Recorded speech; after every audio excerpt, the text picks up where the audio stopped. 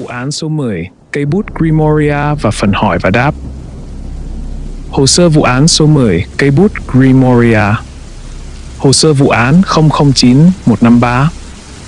Ngày lập hồ sơ 5 tháng 9 năm 2000. Địa điểm Cherry Brook, bang Minnesota. Đối tượng Abigail Hartel. Thực thể cây bút của Grimoria. Sau đây là bản báo cáo được trích từ những phần có liên quan trong nhật ký của Abigail Hartel. Ngày 5 tháng 9 năm 2000, năm học mới bắt đầu và tôi đã gặp lại tất cả những vấn đề mà tôi đã gặp phải vào năm ngoái. Thật không công bằng. Tiffany Albright không mất quá nhiều thời gian để chỉ trích ngoại hình của tôi. Cô ta cũng biết về căn bệnh của bố tôi. Cô ấy biết rằng chi phí điều trị tốn kém như thế nào đối với chúng tôi. Nhưng cô ấy vẫn là người chỉ biết chỉ trích tôi về quần áo Walmart rẻ tiền, việc thiếu trang điểm và các kỹ năng xã hội không hoàn hảo của tôi. Tôi thực sự chỉ hy vọng sẽ xoay chuyển năm thứ hai của mình, có thêm bạn bè, tránh xa những rắc rối và thậm chí có thể gặp một anh chàng dễ thương nào đó. Nhưng tôi đã lầm. Nó có thể sẽ giống như năm ngoái và những năm trước đó. Tôi lại trở thành cô gái bị bắt nạt và ngược đãi. Tôi thật sự cảm thấy mệt mỏi. Đến giờ đi ngủ rồi, tôi ngừng viết đây. Ngày 7 tháng 9 năm 2000. Vậy là hôm nay tôi đã gặp một chàng trai. Cũng không hẳn là gặp. Cậu ấy là một học sinh mới. Tên cậu ấy là Chad. Tiffany đã đẩy tôi quanh chỗ tủ đồ của tôi và đã tháo băng đô của tôi ra, sẵn sàng để dẫm lên nó. Bà ngoại đã tặng cho tôi chiếc băng đô đó cách đây vài năm và tôi đã bật khóc vì Tiffany sắp làm hỏng nó. Cô ta ném nó xuống đất và nhấc chân lên để dẫm nát nó thì đột nhiên chiếc băng đô không còn ở đó nữa. Hóa ra Chad đã chứng kiến toàn bộ sự việc và đã lẻn đến để giật lại chiếc băng đô. Sau đó, cậu ấy bảo Tiffany đừng làm mấy trò xàm cứt này nữa và trả lại chiếc băng đô đó cho tôi.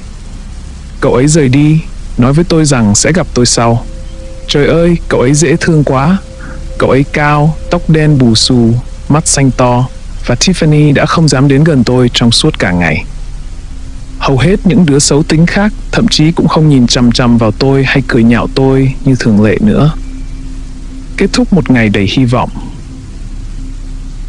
Ngày 10 tháng 9 năm 2000, như tôi đã đề cập trong bài viết ngày hôm qua, Chad và tôi đã có một buổi hẹn hò nho nhỏ ngày hôm nay.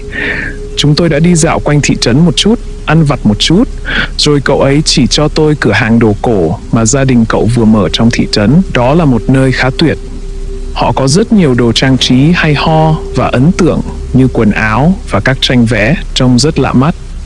Tôi đã nói với Chad về mong muốn viết sách của mình một ngày nào đó và ngay lập tức tôi thấy khuôn mặt của cậu ấy sáng lên. Cậu ấy bảo tôi đợi một lát rồi đi vào trong phòng chứa đồ. Một lát sau, cậu ấy quay lại với một chiếc hộp trông rất cũ kỹ.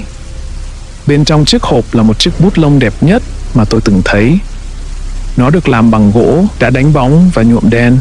Có những ký hiệu kỳ lạ được khắc dọc theo toàn bộ mặt bên của cây bút. Ở một số điểm, có các ký hiệu khảm đá quý trong đó. Chad tặng cho tôi cùng với một lọ mực. Cậu ấy nói rằng gia đình cậu ấy đã giữ cây bút đó trong cửa hàng một thời gian rồi và nó không bán được, nên cậu ấy quyết định tặng nó cho tôi. Cậu ấy nói với tôi rằng cây bút đó đã được làm riêng cho một người quan trọng từ rất lâu trước đây và bất cứ điều gì tôi viết bằng cây bút đó đều được cho là sẽ trở thành sự thật.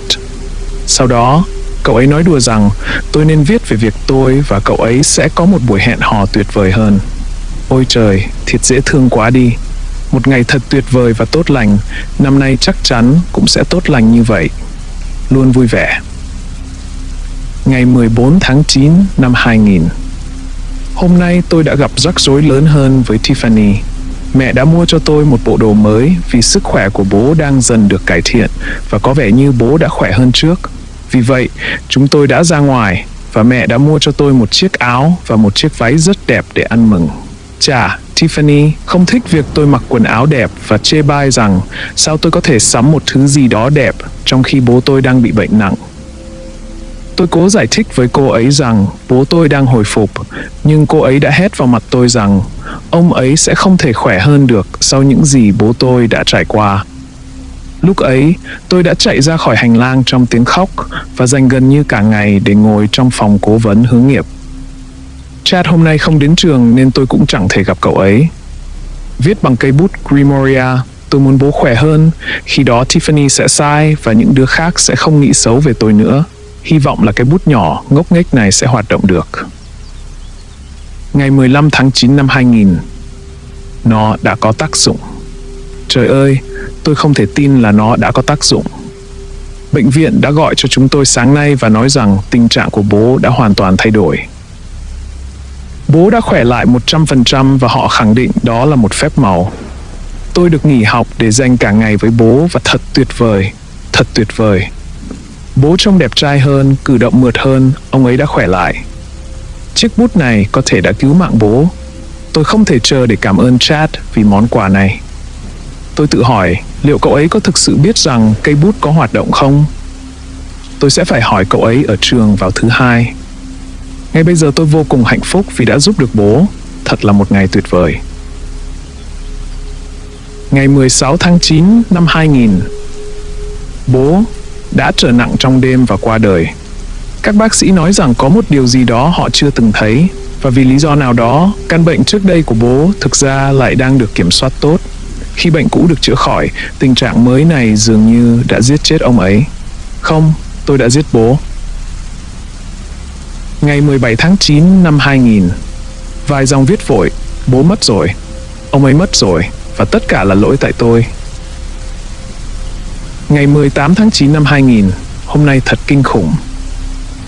Tiffany nhắc đến những gì tôi nói về việc bố đang khỏe hơn, và sau đó, những đứa bạn của cô ta đã bắt nạt tôi.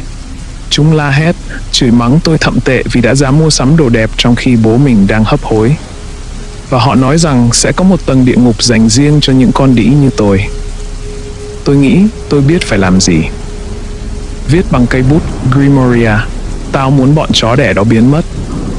Tao muốn bọn chó đó phải cảm nhận nỗi đau mà bọn nó đã gây ra cho tao. Thôi tôi mệt rồi. Giờ tôi ngủ đây. Ngày 20 tháng 9 năm 2000. Tiffany và bạn bè của cô ta đã không đến trường ngày hôm qua. Hôm nay tôi phát hiện ra rằng có người đã lẻn vào nhà họ và giết chết bọn họ cùng cha của họ. Có vẻ như các thi thể đang ở trong tình trạng rất tệ. Và một trong những bà mẹ đã phải bị khống chế để ngăn không cho bà ấy tự tử.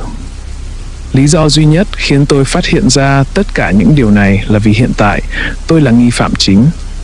Cảnh sát đã thẩm vấn tôi sau khi nói chuyện với một số đứa trẻ khác ở trường và biết rằng các cô gái đã bắt nạt tôi sau khi bố tôi mất. Mặc dù với sự căm thù tràn ngập trong tâm trí, tôi thực sự không muốn chúng chết hoặc cha của chúng chết. Tôi chỉ muốn chúng để tôi yên. Cái bút ngu ngốc này đang làm hỏng mọi thứ. Tôi sẽ phải tìm Chad vào ngày mai. Hiện tôi vẫn chưa gặp được cậu ấy. Sợ hãi và cô đơn. Ngày 21 tháng 9 năm 2000, Chad đã rời đi rồi. Tôi đã trốn học để kiểm tra cửa hàng đồ cổ của gia đình cậu ấy. Khi tôi đến nơi, tôi thấy ngôi nhà hoàn toàn trống rỗng với dòng chữ cho thuê trên đầu cửa sổ. Họ đã đi đâu? Tôi cần phải tìm hiểu. Tôi có cảm giác Chad biết nhiều hơn về cây bút so với những gì cậu ta đã tiết lộ. Tôi sẽ thử viết một cái gì đó ngay bây giờ và xem liệu nó có hiệu quả không. Viết bằng cây bút Grimoria, đưa Chad về với tôi. Ngày 28 tháng 9 năm 2000, đã một tuần trôi qua. Chad vẫn không xuất hiện, khiến tôi nghĩ cậu ấy biết có cách nào đó khiến nó không hoạt động. Hoặc có thể cây bút không hoạt động vì một lý do nào đó. Tôi không hiểu. Tôi không biết nhiều về cái thứ này. Tôi cũng không được chào đón ở trường nữa. Bọn trẻ ở đó bắt đầu quấy rối tôi thậm tệ vì chúng tin rằng tôi đã giết những người khác. Ý tôi là, tôi đoán là tôi đã làm thế, nhưng đó là một tai nạn. Tôi chưa bao giờ muốn chúng phải chết. Thật không công bằng khi đổ lỗi cho tôi, trong khi chính lũ chó đó mới là những kẻ gây sự.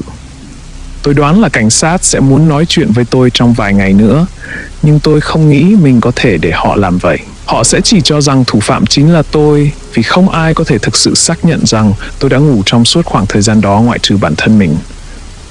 Vì vậy, tôi ghét phải làm điều này, nhưng viết bằng cây bút Grimoria, đồn cảnh sát sắp phải đóng cửa.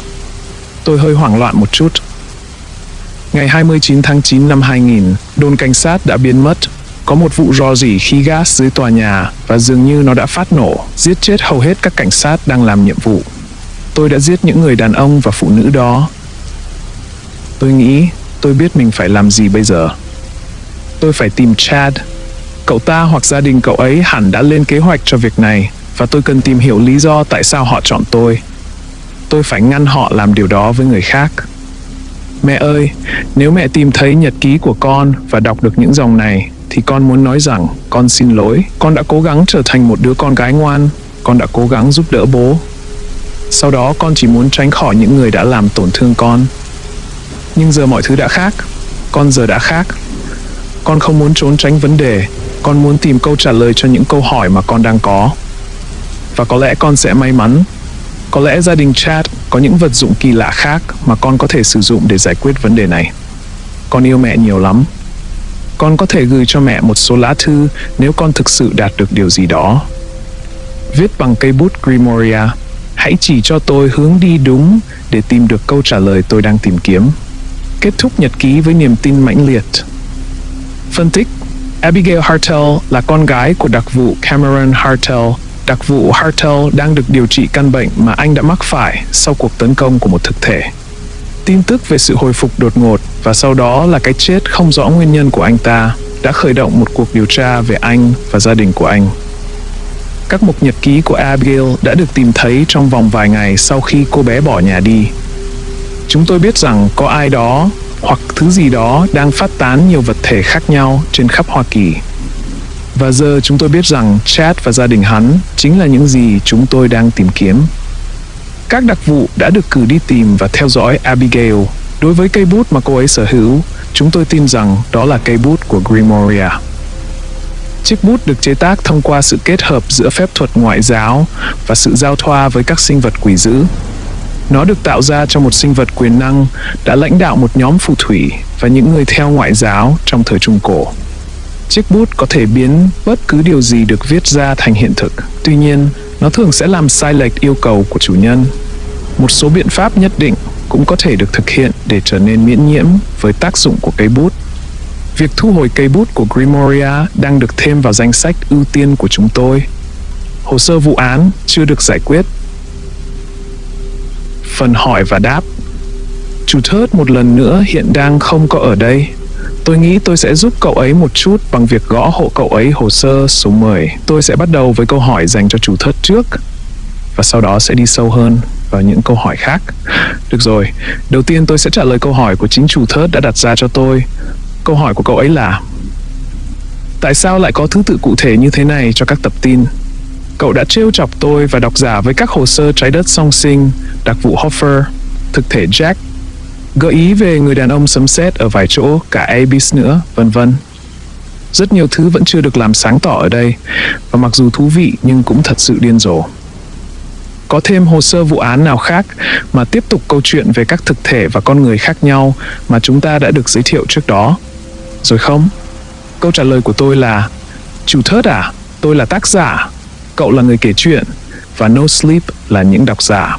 Tôi muốn cậu và No Sleep nghĩ về loạt hồ sơ dị thường từ 1 đến 10 giống như là chương 1 của câu chuyện. Tôi đã trêu chọc tất cả các bạn với nhiều thực thể và con người với ít sự tiếp nối hoặc kết luận. Tôi vẫn sẽ giới thiệu các thực thể, nhưng bây giờ sẽ tiếp tục những câu chuyện về những thứ cậu đã được giới thiệu. Hy vọng cậu thích. Câu hỏi: liệu chúng ta có được chứng kiến tổ chức 440 bắt giữ những sinh vật nổi tiếng như các loại quỷ ở Nhật Bản hay người đàn ông lúc nửa đêm không? Trả lời: bạn có chắc chắn là muốn biết những sinh vật này là có thật không? Hay sẽ tốt hơn và an toàn hơn nếu tin rằng chúng chỉ là hư cấu?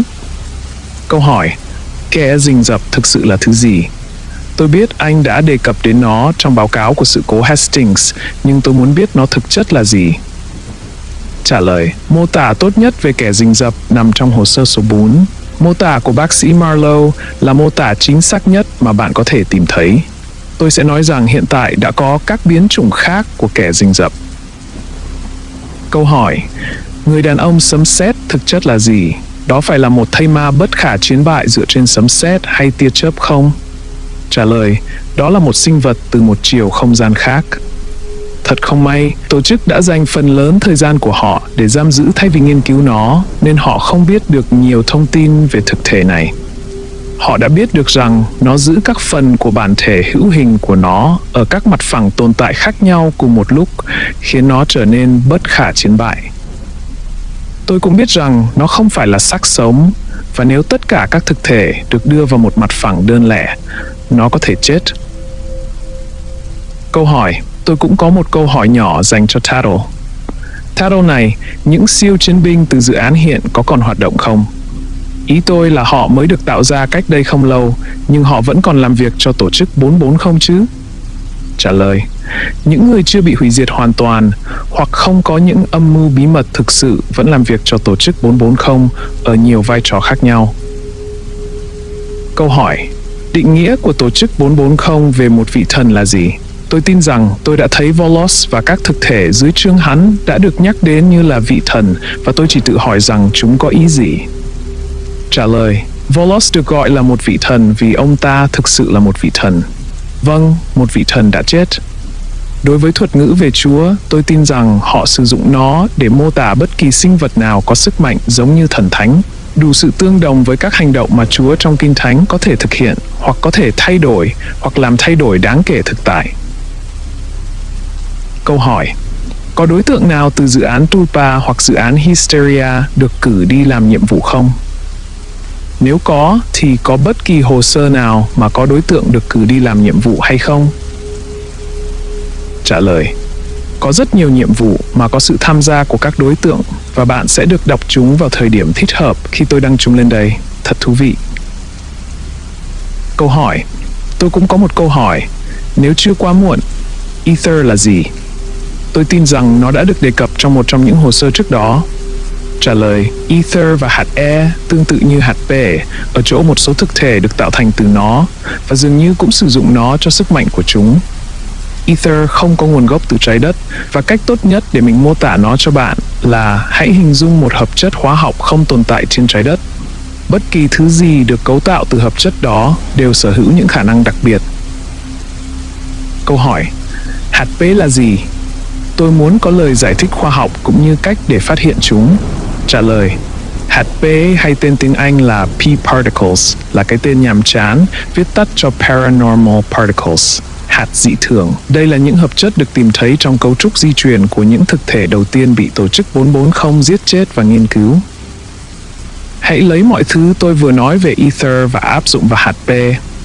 Cũng cần lưu ý rằng Ether và hạt P đến từ hai chiều không gian khác nhau hoàn toàn. Giống như các quần xã sinh vật khác nhau, sinh ra các loài động vật khác nhau vậy. Về cách chúng được phát hiện thì giống như bức xạ, đây là những hạt không nên có trong thế giới của chúng ta, và chúng sẽ trở nên nổi bật ngay lập tức nếu bạn có công nghệ phù hợp để phát hiện chúng. Câu hỏi, liệu bạn có thể nói cho chúng tôi biết một chút về chiều không gian hay bất cứ gì mà những thực thể này xuất thân, và có thể là vài điều về chính những thực thể đó không? Trả lời, tiếp nối hai câu hỏi trước, tôi sẽ nói rằng Ibis là một thực thể đến từ chiều không gian dựa trên Ether. Người đàn ông sấm sét, người đàn ông trong góc phòng và Omega đến từ chiều không gian hạt P, Volos, đến từ một chiều không gian chưa xác định. Jack thì phức tạp. Tulpa và bất kỳ thứ gì do Tulpa tạo ra dường như đều bắt nguồn từ chiều không gian này. Trái đất A là một chiều không gian song song giao nhau với chiều không gian này tại một số thời điểm, cho phép người ta dịch chuyển qua nó, hoặc để mọi thứ tràn từ thực tại này sang thực tại khác. Câu hỏi, liệu thực thể Jack trong hồ sơ dị thường số 5 có thực sự là Jack the Ripper không? Trả lời, hắn ta có thể là nhiều thứ, và Jack the Ripper là một trong số đó. Câu hỏi, đối với các ma nơ canh, tôi tò mò muốn biết liệu chúng có đang thối rữa vì chúng đã chết rồi hay không? Hay là chúng chỉ đơn giản là xám xịt đi? Khi tôi nhìn lại, có vẻ như chúng gần như bất khả xâm phạm, vì chỉ có lửa mới có thể giết chết chúng. Tôi đoán một câu hỏi khác cần đặt ra là ma nơ canh có phải là một dạng xác sống tiên tiến không? Sẽ rất thú vị nếu quân đội nắm giữ loại kiến thức này và tạo ra một đội quân tương tự. Trả lời, ma nơ canh thách thức mọi suy nghĩ thông thường về xác sống. Chúng sở hữu khả năng chịu đựng thương tích và cháy như xác sống, nhưng bản thân cơ thể dường như vẫn giữ nguyên hình dạng như lúc chết. không có sự phân hủy, không có thối rữa. Tôi sẽ gọi chúng là sự kết hợp giữa xác sống và ma quỷ hơn là một thây ma tiên tiến. Câu hỏi: liệu có phải tất cả các thực thể được tổ chức phát hiện đều là xấu xa và thù địch hay không? Trả lời: hoàn toàn không phải vậy. Thiên thần, các linh hồn nhân từ và các vị thần, những thực thể thực sự muốn giúp đỡ con người, tất cả họ đều tồn tại. Câu hỏi: cơ hội để một người bình thường có thể sống sót sau khi bị một thực thể tấn công là bao nhiêu? Trả lời: tùy thuộc vào từng thực thể. Ví dụ, người đàn ông trong góc phòng sẽ sử dụng bẫy. Một khi bạn đã rơi vào bẫy của nó, bạn gần như chắc chắn sẽ chết. Nhưng nó chỉ tấn công những người bước vào nơi ẩn náu hiện tại của nó, nên vì thế tránh xa ngôi nhà Villiers là tránh xa được nguy hiểm. Theo tôi biết thì chưa từng có ai thoát khỏi Ibis và người đàn ông sấm sét. Hoặc ít nhất đó là những gì tôi biết. Volos sẽ làm tổn hại và giết người khi có thể. Jack đã từng cẩu thả trong quá khứ và đã vô tình để cho nạn nhân của mình trốn thoát. Nhưng hắn ta đã có nhiều thời gian để hoàn thiện sở thích của mình. Những thực thể thông minh hơn sẽ không phải lúc nào cũng giết người. Nguyên tắc cơ bản là bạn sẽ không muốn phải chạm trán với một thực thể. Không bao giờ. Câu hỏi: thứ gì đã tấn công chủ thớt? Theo như tôi biết, chưa từng có thực thể hay vũ khí nào có khả năng thực hiện những đòn tấn công biến đổi tâm trí như vậy mà không gây ra bất kỳ tổn thương nào cho cơ thể. Trả lời: tôi đã tìm hiểu về nó và tôi tin rằng lý do cả bạn và tôi đều không thể xác định được công nghệ đó là vì nó không đến từ chiều không gian này. Tôi nghi ngờ đó là do tổ chức 440 ở trái đất A. Và nếu bạn đang thắc mắc tại sao họ lại làm như vậy, thì tôi sẽ đề cập rằng tổ chức 440 ở trái đất A và tôi đã có những cuộc giao tranh thù địch trong quá khứ. Câu hỏi: tôi muốn một danh sách về cách chống lại các thực thể siêu nhiên. Tôi nhận ra rằng đây có thể là một danh sách dài. Chúng tôi có một số thông tin về cách mà tổ chức 440 chống lại một số các thực thể nhất định. Nhưng cho đến nay, vẫn chưa có quá nhiều thông tin. Hãy chia sẻ những kiến thức bạn có cho chúng tôi biết liệu nước thánh và muối có phải là những thứ vô dụng không? Và chúng chỉ có sức mạnh vì ta tin rằng chúng có, hay thậm chí là chúng không có sức mạnh nào cả. Hoặc một cái gì đó mà không ai biết. Tôi muốn biết cách để chống lại và thậm chí tiếp cận và giao chiến với các thực thể. Tôi muốn một danh sách tất cả các loại thực thể và những gì cần chú ý. Cách làm chúng bị thương, những loại nào cần tránh xa vì chúng có ít hoặc thậm chí là không có thông tin, nhưng biết rằng chúng sẽ đấm vỡ mồm bạn nếu bạn gặp phải chúng. Chúng tôi đang ở hồ sơ dị thường số 8 và tôi có thể sẽ già đi trước khi đọc hết tất cả các hồ sơ khi chúng cuối cùng đã được đăng hết. Tôi muốn tóm tắt về tất cả các thực thể và sức mạnh cũng như điểm yếu của chúng theo hiểu biết của bạn. Ví dụ như trong hồ sơ số 8, họ đã đề cập rằng các thực thể điện bị suy yếu bởi đạn tử tính. Trả lời: để cắt giảm danh sách, tôi sẽ khuyên bạn nên tìm hiểu về văn hóa dân gian, truyện cổ tích, truyền thuyết, thần thoại, vân vân. Những câu chuyện về ngưu nhân, tiên nữ, nữ thần, ác quỷ, quỷ dữ, vân vân đều dựa trên các thực thể có thật. Các cách để chống lại chúng trong các câu chuyện đó thường cũng đúng. Lời khuyên của tôi là hãy sử dụng bộ não của bạn. Nếu bạn gặp phải thứ gì đó phun ra lửa, thì hãy dập tắt nó bằng nước. Tôi sẽ đưa ra mức độ thận trọng lớn với các thực thể có khả năng dịch chuyển tức thời. Thông thường, những thực thể này không có khả năng bị tổn hại trên cõi tồn tại của chúng ta, và tốt hơn hết là bạn nên chạy trốn. Làm tương tự như vậy với những sinh vật giống như thần thánh. Đối với phần lớn câu hỏi của bạn, tôi sẽ cần rất nhiều thời gian để trả lời đầy đủ. Tôi sẽ bắt đầu biên soạn thông tin ngay bây giờ cho tất cả các bạn và sẽ đăng lên vào một ngày nào đó trong tương lai. Câu hỏi: chủ thớt có đang gặp nguy hiểm không? Cậu có đang gặp nguy hiểm không? Trả lời: mọi người luôn gặp nguy hiểm. Chủ thớt gặp nguy hiểm hơn một chút so với hầu hết các bạn, nhưng tôi đảm bảo với bạn rằng khả năng cậu ta chết vào ngày mai là rất thấp. Tuy nhiên, tôi khá an toàn. Cảm ơn vì đã hỏi thăm. Câu hỏi: căn cứ vào nỗ lực mà ai đó hoặc thứ gì đó đã xóa ký ức của cậu ta và xét đến khả năng là bạn không làm điều đó, Đặc biệt là bây giờ khi bạn đã xuất hiện. Điều này ngụ ý rằng ai đó hoặc thứ gì đó biết về hành động của bạn và không đồng ý với mục tiêu của bạn. Bất cứ ai hay thứ gì đã làm điều này với chủ thớt, dù tốt hay xấu, chắc chắn cũng sẽ làm điều tương tự với bạn, hoặc sẽ làm điều tương tự với cả hai vào lần tới. Làm sao để bạn có thể bảo vệ cậu ta trong trường hợp điều đó lại xảy ra? Làm sao chúng tôi biết bạn có thể tự bảo vệ mình nếu bạn không biết chuyện đó xảy ra như thế nào ngay từ đầu? Bạn có nghĩ rằng bạn có thể quên điều gì đó quan trọng không? Trả lời: tôi hoàn toàn chắc chắn rằng không có thứ gì trong chiều không gian này biết về chủ thớt.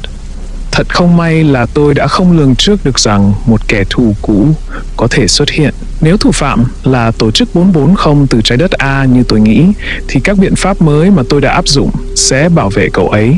Nếu tôi sai và có chuyện gì đó khác, thì biện pháp dự phòng mà tôi áp dụng sẽ bảo vệ cậu ta. Về cách tôi sẽ bảo vệ cậu ta, kế hoạch của tôi là giết bất kỳ ai và bất kỳ thứ gì đến gần cậu ta. Đơn giản và hiệu quả. Và trí nhớ của tôi vẫn ổn. Cảm ơn bạn. Câu hỏi: cậu hay chủ thớt có thể sử dụng TUPA như đã giải thích trong hồ sơ số 9 hay bất kỳ cách nào khác không? Trả lời: về mặt kỹ thuật, bất kỳ ai cũng có thể sử dụng TUPA nếu tập trung đủ. Tuy nhiên, cả chủ thớt và tôi đều không thể thành thạo nó. Câu hỏi: Tattle, cậu là một thực thể hay một con người bình thường, hay không hẳn là cả hai? Tôi muốn hỏi điều này là vì chủ thớt đã bị một thực thể tấn công và cậu đã có thể ngăn chặn nó, chưa kể đến việc nói rằng bất kỳ thực thể nào truy đuổi chủ thớt đều sẽ phải chết. Vì vậy, trong suy nghĩ của tôi, hoặc là cậu có thể tiếp cận công nghệ của tổ chức 440, hoặc cậu chính là thực thể, hoặc là một phần của những thí nghiệm trên con người do tổ chức 440 thực hiện. Trả lời: một trong 3 ý tưởng trong đầu bạn là chính xác. Chúc vui vẻ khi tìm ra nó. Câu hỏi: tôi biết cậu không biết tôi là ai vì tôi chỉ biết về tổ chức 440 thông qua một tài khoản gián tiếp. Nhưng tôi tò mò muốn biết cậu tham gia vào tất cả những chuyện này như thế nào. Cậu là ai? Một thí nghiệm thất bại? Một kẻ nổi loạn? Một giáo sư, tù nhân hay lính đánh thuê có thù với tổ chức? Trả lời: nói sao ta, tôi phức tạp. Và bạn đúng, tôi có mối hận với cái tổ chức đó. Tôi khuyên bạn nên tránh xa bất kỳ ai cung cấp thông tin cho bạn. Tôi không thích những thứ không rõ ràng trừ khi tôi có thể kiểm soát chúng. Câu hỏi: vai trò của cậu trong tất cả chuyện này là gì? Cậu có liên quan gì đến tổ chức 440 à? Cậu có giúp đỡ chủ thớt không? Trả lời: vai trò của tôi là trở thành tác giả của những tập hồ sơ này. Tôi thực sự có liên quan đến tổ chức này theo một cách nào đó hoặc một hình thức nào đó. Có lẽ là sự phẫn nộ, và sẽ chính xác hơn khi nói rằng chính chủ thớt mới đang giúp đỡ tôi. Câu hỏi: cậu được lợi gì khi bảo vệ chủ thớt, và để cậu ta kể cho chúng tôi nghe về những hồ sơ này? Trả lời: sự trả thù. Câu hỏi: người đàn ông đứng sau Tattle là ai? Anh có phải là chủ thớt từ trái đất A không? Sau khi phân tích và xem xét nhiều thông tin trong hồ sơ vụ án, có vẻ như anh không phải người ở thế giới này. Làm sao anh biết được tất cả những điều này? Tôi hiểu là có hồ sơ vụ án và những thứ tương tự, và có thể anh đã đọc hết tất cả, nhưng có vẻ như anh biết nhiều hơn. Những điều anh có thể đang giấu chúng tôi bây giờ. Trả lời: ai nói tôi là đàn ông? Và tôi không phải là chủ thớt theo bất kỳ cách nào. Tôi hứa với bạn điều đó. Câu hỏi: câu hỏi của tôi dành cho Tattle có liên quan đến trái đất và trái đất A. Chúng ta hiện đang ở trái đất nào vậy? Chủ thớt có liên quan gì đến tổ chức 440? Trong phiên bản còn lại không? Có phải đó là lý do mà cậu chọn chủ thớt không? Trả lời: hiện tại chúng ta đang ở trái đất bình thường, không phải trái đất A. Ngoài ra, phiên bản của cậu ta ở trái đất A có liên quan đến tổ chức 40 ở đó. Câu hỏi: dựa trên những gì chúng ta biết về tổ chức 440, rõ ràng họ có những thực thể siêu nhiên, huyền bí hoặc đột biến dưới một dạng kiểm soát nào đó. Họ dường như có khả năng kiểm soát ý chí của các thực thể này, trong một số trường hợp đến mức có thể ra lệnh cho chúng. Dường như họ đang xây dựng một đội quân siêu nhân trong một môi trường kiểm soát, giống như Walter Bishop và William Bell đã làm trong loạt phim Fringe. Câu hỏi đầu tiên: tại sao? Tôi hiểu rằng việc bảo vệ chúng ta khỏi các thực thể siêu nhiên khác là hợp lý, nhưng nếu thực sự cần thiết, tôi nghĩ nhân loại sẽ biết đến điều đó. Vậy chuyện gì đang xảy ra? Với sức mạnh và sự kiểm soát như vậy, cũng có vẻ điên rồ khi nghĩ rằng loại thông tin mà chúng ta đang thấy ở đây có thể chỉ là rò rỉ. Ai đó phải biết về nó, và tôi nghĩ rằng người đó chính là anh, Tattle. Có vẻ hơi ngớ ngẩn khi nói như vậy, nhưng theo quan điểm của người đọc, tôi thấy anh là người chủ mưu. Đối với tôi, anh là người có động cơ, là kẻ bí hiểm nhất. Người ngay thẳng về mặt đạo đức muốn làm điều tốt với kiến thức như thế này sẽ không chỉ công khai thông tin một cách tự do. Điều này khiến tôi nghĩ rằng tổ chức 440 và anh đang cần tìm người. Những người phù hợp, những người có đầu óc cởi mở và dễ uốn nắn để sử dụng làm đối tượng thành công. Trong trường hợp đó, sẽ không có ý nghĩa gì khi chỉ nói với mọi người về tổ chức. Anh sẽ cần một bộ lọc phù hợp. Chúng tôi, những độc giả ở No Sleep, có phải là đối tượng thử nghiệm trong một thí nghiệm khác không? Tổ chức có sử dụng sự rò rỉ này như một loại tìm kiếm tài năng không? Anh có sử dụng các hồ sơ vụ án này để thu hút chúng tôi và sau đó sử dụng sức mạnh của đối tượng hoặc các phương pháp khác để tìm tới chúng tôi không? Không có độc giả nào ở đây biết được nếu có độc giả khác bị mất tích. Tôi hy vọng rằng phần cuối cùng này khiến mọi người đọc những vụ án này thực sự suy nghĩ về những gì tổ chức này thực sự đang làm. Rất nhiều người có vẻ tin tưởng Tattle theo một cách nào đó vì người này đang đóng góp đáng kể vào một chuỗi bài viết phong phú. Tổ chức này dường như cảm thấy cần phải bảo vệ chúng ta và quan trọng hơn là bảo vệ chính họ. Họ sẽ đưa mọi người đến bất kỳ nơi nào vào bất kỳ lúc nào nếu điều đó phù hợp với nhu cầu của họ. Tôi có thể hoàn toàn đúng 100% về tất cả những điều này và biến mất vào ngày mai, và tôi rất nghi ngờ rằng bất kỳ ai ở đây sẽ nhận ra. Rùng rợn phải không? Chỉnh sửa. Ngoài ra tôi quên hỏi. Cô gái được cho là có thể thay đổi trọng lực đã có thể bay được chưa? Và cô ấy còn độc thân không? Như anh có thể thấy, tôi có những câu hỏi khó, nhạy cảm và sâu sắc. Trả lời, chiến tranh có phải là cao cả không? Tổ chức có phải nói cho bất kỳ ai biết họ đang làm gì không?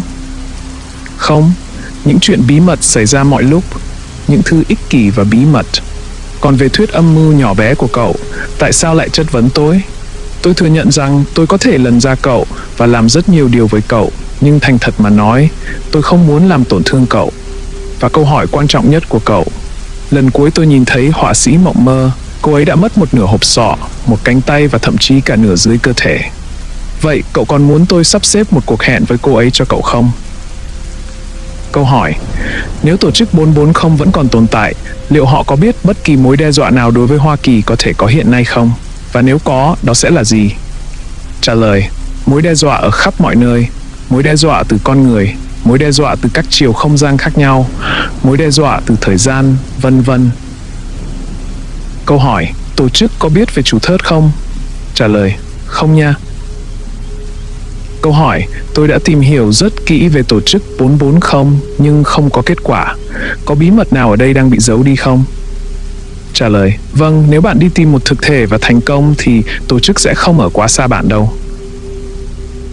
Câu hỏi, tổ chức 440 có đang lên kế hoạch can thiệp vào trái đất A hay thậm chí là phiên bản của chính tổ chức ở trái đất A hay không? Trả lời, như vậy không phải là quá tham vọng sao? Câu hỏi, có điều gì đáng chú ý đang diễn ra ở tổ chức 440 hiện nay mà anh biết không? Hầu hết các hồ sơ vụ án này đều khá cũ và sẽ rất tuyệt nếu biết được họ đang làm gì ở thời điểm hiện tại. Trả lời, một chuyện khá nghiêm trọng đã xảy ra cách đây vài năm. Tôi sẽ sớm chia sẻ với các bạn sau. Câu hỏi, mục đích thực sự của tổ chức 440 là gì? Trả lời, để nghiên cứu những điều chưa biết và bảo vệ Hoa Kỳ khỏi những điều đó. Câu hỏi, tổ chức 440 tuyển dụng nhân sự như thế nào? Trả lời, thông thường họ sẽ cung cấp việc làm cho những người từ các cuộc đối đầu thực thể quy mô lớn. Ví dụ tôi tin rằng 1/5 dân số của Ranston đã được tuyển dụng vào ngày họ đưa ngôi nhà Villiers đi bằng đường hàng không. Những lần khác, họ sẽ tuyển lính đánh thuê, những người đã trôi dạt từ nhiều lĩnh vực khác nhau, hoặc những người giỏi nhất và thông minh nhất, nếu họ có thể bị thuyết phục bởi tổ chức. Câu hỏi: liệu tổ chức 440 có liên quan gì đến tầng 6, sảnh ác mộng trong căn cứ Dulce không? Nếu có, tại sao lại cần phải thử nghiệm trên con người cũng như lai tạo giữa các loài? Trả lời: chính phủ điều hành các chương trình khác nhau. Câu hỏi: tổ chức này thường hối lộ hoặc sử dụng các biện pháp khác để giữ mọi người im lặng bao nhiêu lần? Chắc hẳn phải có một khoản tiền lớn được chi ra để giữ kín những bí mật. Và nếu cậu quyết định đi xa hơn trong việc bôi nhọ họ, cậu có định sẽ đến các nguồn phương tiện truyền thông chính thống chứ? Hay họ cũng bị hối lộ? Trả lời: tùy thuộc vào người điều hành nhiệm vụ, nhưng hầu hết những người phụ trách đều muốn giảm thiểu thương vong. Bên cạnh đó, tổ chức 440 vẫn lấy một khoản tiền đáng kể từ ngân khố của Hoa Kỳ. Tôi cũng sẽ đề cập rằng tổ chức sở hữu nhiều hơn một tập đoàn lớn. Đối với câu hỏi của bạn về phương tiện truyền thống, thì tôi không có ý định truyền bá thông tin này xa hơn mà chỉ đăng trên diễn đàn này. Câu hỏi: tôi chỉ muốn hỏi, tổ chức 440 là gì? Họ có còn hoạt động không? Có phải tất cả đều đặt trụ sở ở Mỹ không? Trả lời: tổ chức này là một nhóm do chính phủ tài trợ, được thành lập khá lâu trước đây để chống lại các hiện tượng siêu nhiên và huyền bí. Họ có trụ sở tại Hoa Kỳ, nhưng vẫn có thể sẽ thực hiện các hoạt động bên ngoài Hoa Kỳ. Ngoài ra, họ vẫn còn tồn tại và hoạt động với nhiều khả năng khác nhau. Câu hỏi: tôi hơi tò mò muốn biết chuyên ngành nghiên cứu về siêu nhiên hoặc quân sự này có tên là gì và tổ chức lựa chọn những đối tượng thí nghiệm như thế nào? Trả lời: về mặt kỹ thuật, đây không phải là một nhánh quân sự hay khoa học gì của chính phủ.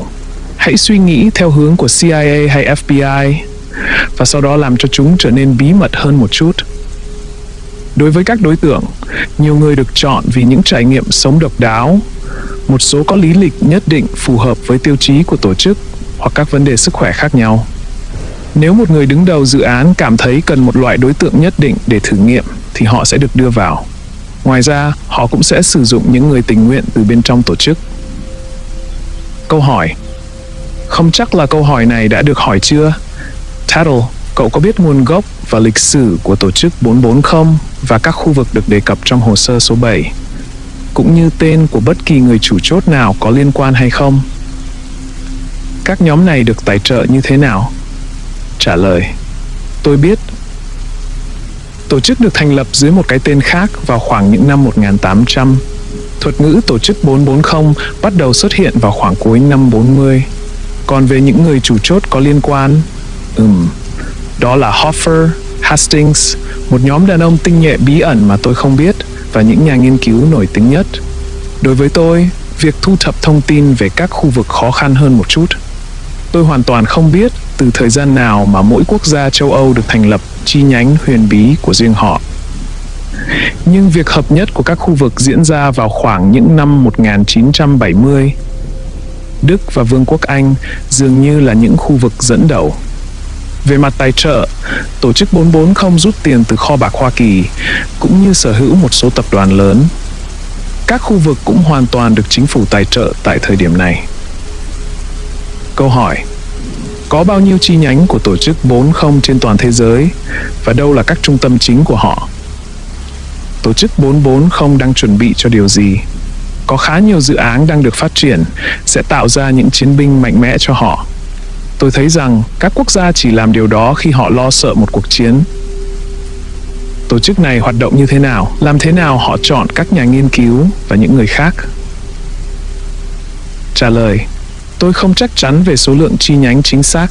Có thể thấp nhất là 7 và cao nhất là 40.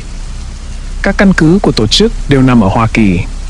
Tôi tin rằng tổ chức 440 đang chuẩn bị cho một cuộc đụng độ cuối cùng với các khu vực ở châu Âu, Omega, Trái đất A hoặc một số kẻ thù quy mô lớn khác. Tổ chức hoạt động giống như sự kết hợp giữa quân đội và doanh nghiệp. Việc tuyển dụng các nhà nghiên cứu khác nhau tùy từng trường hợp, nhưng thường thì tổ chức sẽ nhắm đến những nhà nghiên cứu trẻ triển vọng và đưa ra những khoản tiền hấp dẫn để đổi lấy một hợp đồng làm việc trọn đời. Và đó là những gì tôi đã chọn để trả lời trong phần hỏi và đáp đầu tiên này. Bạn muốn trò chuyện trong phần bình luận không? Nếu có thì các bạn có 12 tiếng trước khi chủ thớt có thể đăng nhập vào để kiểm tra. Hãy khiến cuộc trò chuyện của bạn với tôi trở nên có giá trị. Hoặc không, tôi cũng thích những câu chuyện đùa vô nghĩa và ngớ ngẩn. Tôi cũng có một chủ đề khác để tham gia. Chủ thớt đã hỏi một câu hỏi trong hồ sơ số 5 và đây là câu trả lời của tôi. Hãy tìm sự trợ giúp và bắt đầu một trang wiki. Mọi thứ đang bắt đầu trở nên sâu sắc hơn và tôi biết cậu sẽ tiếp tục cảm thấy bực bội khi phải sàng lọc qua toàn bộ hồ sơ dị thường để tìm một chút thông tin. Vì vậy, hãy bắt đầu trang wiki cho những ai muốn đi xa hơn là chỉ đọc các hồ sơ được đăng trên đây để có cảm giác sợ hãi. Tôi có cách để bảo vệ trang web khỏi bị phát hiện, nên ít nhất là đừng lo lắng về điều đó. Nhiều người trong số các bạn có vẻ biết hoặc có những thực thể mà bạn muốn đọc thêm. Nếu bạn bắt đầu gửi yêu cầu đến chủ thớt, tôi có thể tôn trọng yêu cầu của bạn bằng cách truyền lên một hồ sơ dị thường có chứa thực thể đó. Hãy cảnh giác và luôn nhớ rằng không ai được an toàn cả. Tái bút, thời gian của tôi ở đây đã hết. Tôi rất thích những cuộc trò chuyện mà tôi đã có ngày hôm nay. Tôi hy vọng các bạn có thời gian tuyệt vời khi tôi giải đáp những thắc mắc của các bạn. Chúng ta sẽ còn gặp lại trong những hồ sơ tiếp theo. Phần hỏi đáp của Tattle kết thúc ở đây. Ghi chú, chủ thớt đây. Tôi đã đăng nhập vào đây, có chút bực mình vì đã bỏ lỡ phần hỏi và đáp, nhưng không sao. Tôi đang sàng lọc tất cả những thông tin này và tôi đoán chúng ta sẽ gặp lại nhau ở đây vào ngày mai để xem mọi người đã biết được gì. Giữ an toàn nhé, No Sleep. Peace out.